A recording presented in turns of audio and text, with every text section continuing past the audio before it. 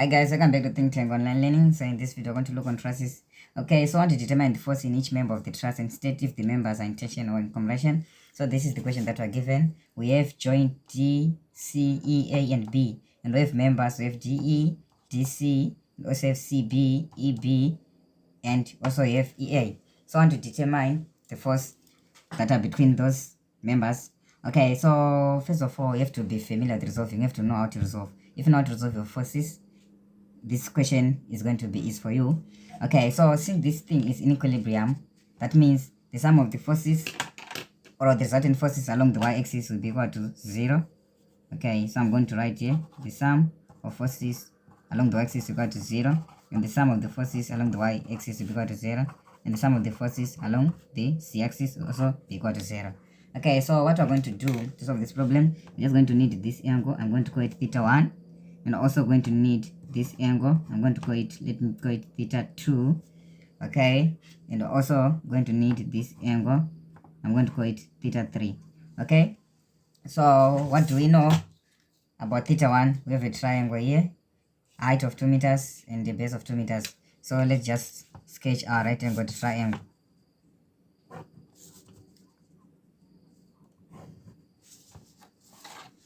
So this is going to be our right angle triangle, and we're going to have theta 1 right here. We're going to have 2 plus 2, which is going to give us 4 meters. We're going to have 2 meters here, and by Pythagoras theorem, if we say 4 squared plus 2 squared, we're going to get 20. So this one's going to be the square root of 20, which will give us the square root of 5 times 2, or 2 root 5. So that's going to be theta 1. But we know this one is a right angled triangle. So what is going to be theta 2? So theta 2 is going to be 180 degrees minus theta 1, right, minus 90 degrees. Okay, so let's solve for theta 1. So for theta 1, we know that the cosine of theta 1 is going to give us the adjacent 4 over the hypotenuse 2 root 5, and that's going to give us 2 over root 5. We're going to have the sine theta 1 is going to give us opposite, which is 2 meters, over hypotenuse, which is 2 root 5. That's going to give us 1 over root 5. And if we solve for theta 1, we're going to see it's going to be inverse of 1 over root 5, and that is going to give us 26.5 degrees to the nearest 1 decimal place. Okay, so that means theta 2 right here, okay, actually theta 3 is going to be 180 degrees minus 90 minus 26.5 degrees. Okay, it's 26.6 here, and we're going to get, what are we going to get? We're going to get 63.4 degrees. Okay, so let's look on theta 2. On theta 2 we have a triangle 2 meters long and 2 meters high. So it's going to be a height of 2 meters and a base of 2 meters. And we're going to join this, and we have 2 meters here and we have 2 meters here. We have a right angle triangle here, and this one's going to be theta 2. Okay, so we know if we say tan theta, opposite of adjacent, tan theta is going to be 2 over 2 is going to be 1, meaning that theta 2 is going to give us 45 degrees. Okay, so with this information, I think you can solve out. So I'm going to look on the joint with few unknowns, and clearly on this question, that joint is joint D. Okay, so I'm going to start by drawing a free body diagram at joint D.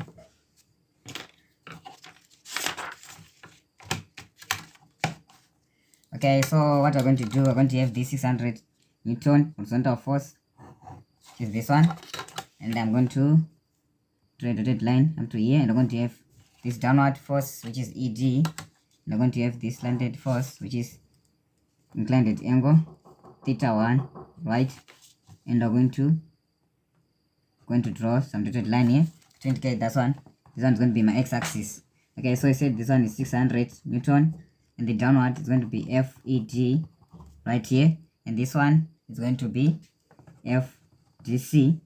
Okay, so by knowing that the resultant force will be equal to 0, you can see the summation along the x-axis will be equal to 0. So I'm going to have 600 is going in this direction, so I'm going to assume that this one will be my positive direction. So I'm going to have 600 here, 600 newtons, right, since it's going there, plus, and I'm going to add this force, but it's not horizontal. So what I'm going to do, I'm going to resolve it along the x-axis, and I'm going to say this angle this force will be equal to FDC sine theta, since it doesn't include the angle. So going to be plus FDC sine theta 1, and that's going to give us 0. FDC for sine theta 1, we have our sine theta 1 is 1 over root 5. So when we give 1 over root 5 here, going to give us negative 600 newtons, and that means FDC is going to give us 600 newtons, okay, times root 5, and that's going to give us 600 root 5 newtons, and FDC is going to be 600 root 5 newtons, and it's going to be a compressive force. Why? Because it just got a negative sign right here. Okay, now I'm going to move on by resolving along the y-axis, and my upward, I'm going to treat my upward as positive.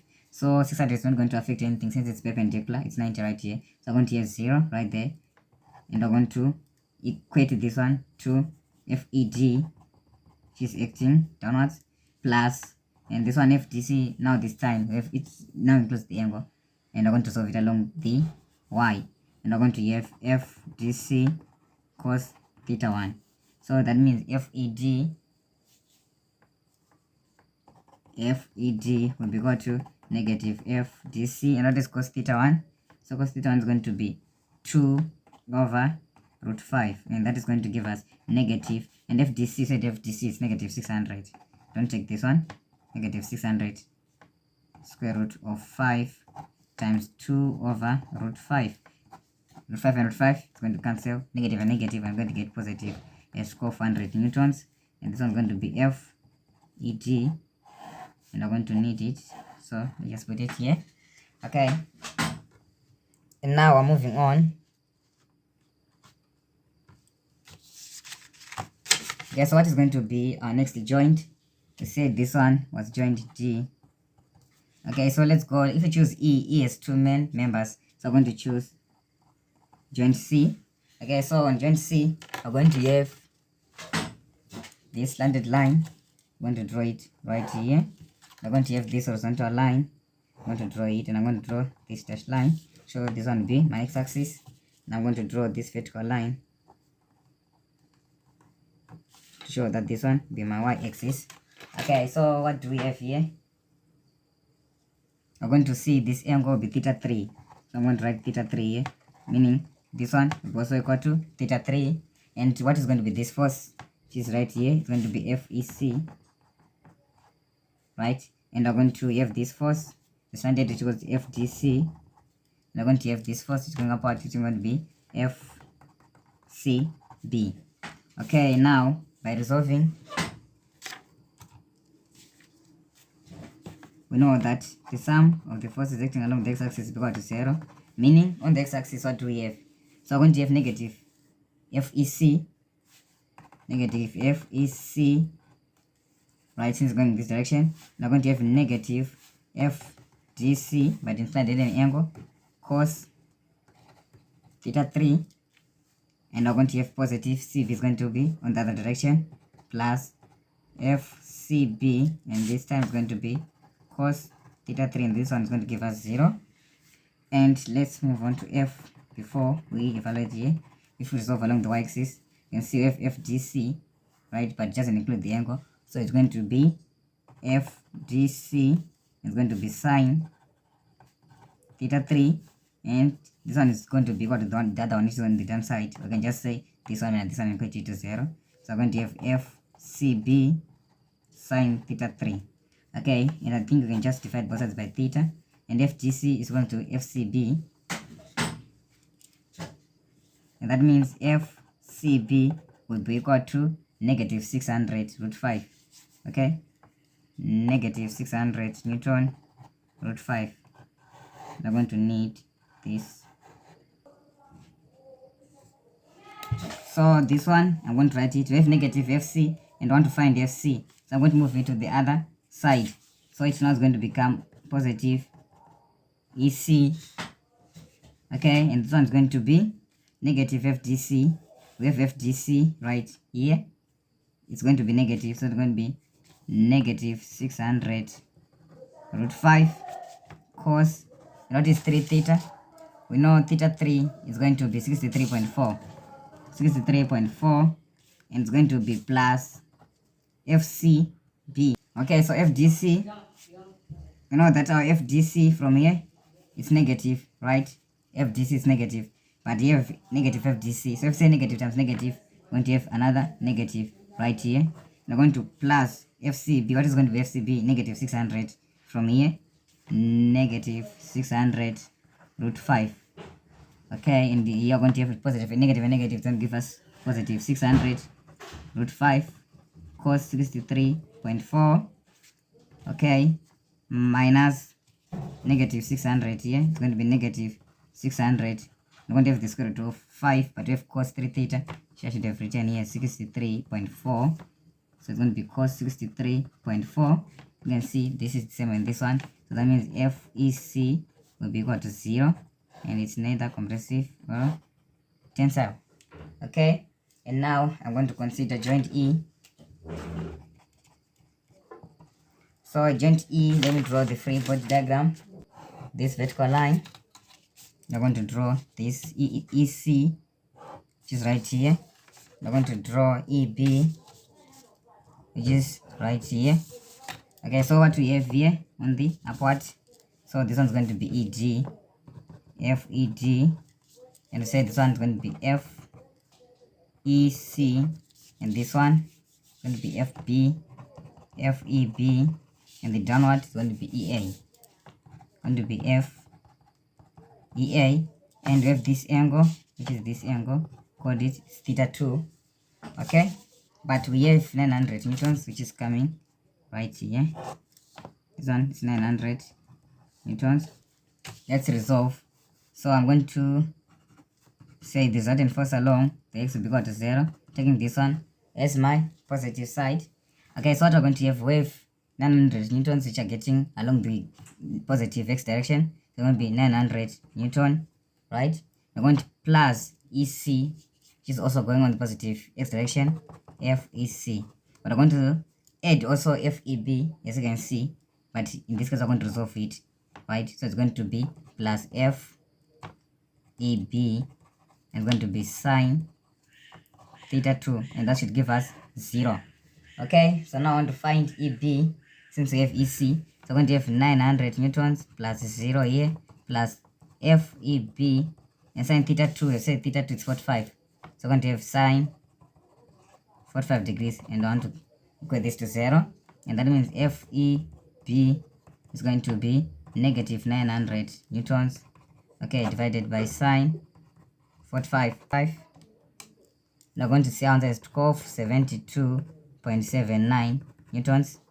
So FEB is going to be 72.79 newtons, and this one is tensile. Okay, since it has got a negative sign, it's going to be negative here, so it's going to become compression force.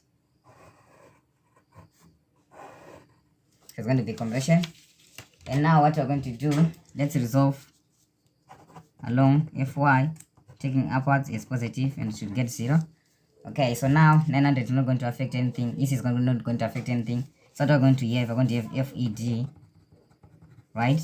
We're going to subtract FEA, we're going to subtract FEB, but it's going to be resolved this time. So it's going to be FEB, since the angle is now included, theta 2 is now included, it's going to be cos theta 2, and this one should give us 0. Okay, what is our FEG? So FEG, we have it's positive 1200 newtons, minus FEA, we don't have it, FEA minus FEB, and FEB is going to be negative 1272.79, right? And we're going to have cos 45, should give us 0. And if we solve for FEA, what are we going to get? 1200 plus 1273.79 cos 45, and what we're going to get here, we're going to get 2100 newtons. Okay, so this one's going to be FEA, and FEA, since it's now positive, and this one's going to be tension. So now we have all our member forces. So we have all our member forces.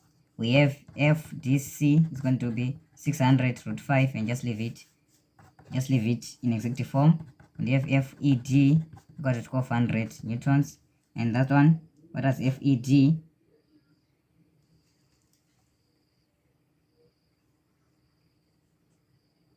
Okay, FED, since that was positive, so it's going to be tensile. Okay, and we have FCB as 600 root 5. Since it's negative, it's going to be compression. Okay, compression. And we have FEC equal to 0. There's nothing here. And we have FEB equal to 1272.79 Newton. And this one was compression again. And also we have FEA is last 2100 Newtons. And this one was tensile. Okay, so thank you for watching. Don't forget to subscribe.